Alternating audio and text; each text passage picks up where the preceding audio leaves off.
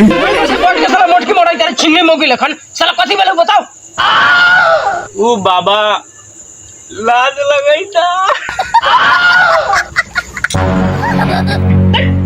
फिर छिन्नी मोगी लखन हंसे लगले और कथी थैले भूत थैले डाइन कइले हौ नेटुआ थैले हौ ना चुरई थैले हौ तब का करे आइल परे लाभ हाथ चेक करी ना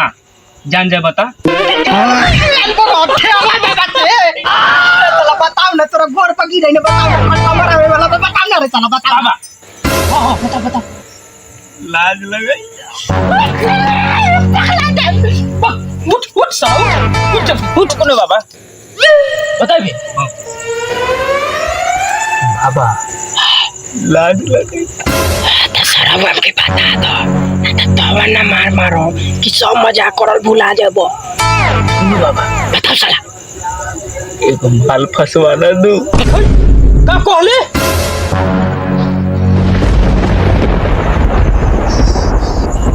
साले माल फसवा दी साले जौना माल ठेया से कि ठेवा बाबा के ठेया लगा भूल देबो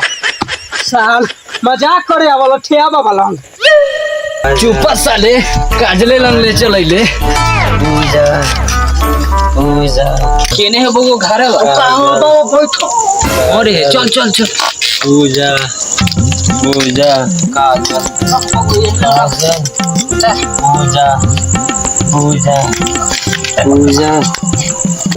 बाबा हम एकरा के लेके आ गनी ओ बेट बेल का देनी हम की जल्दी ठीक कर दो हमरा गोर पर गिरे ले बाबा हट काजल यार बा हमर गोर नहीं खे अच्छा हम ठीक करे ने बैठेला काजल ओए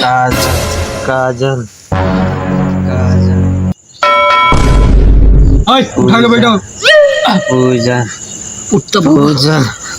ओए काजल का बच्चा है तक ओए काजल के हवा बाबा से पंगा ओए तू छोड़बे कि नहीं के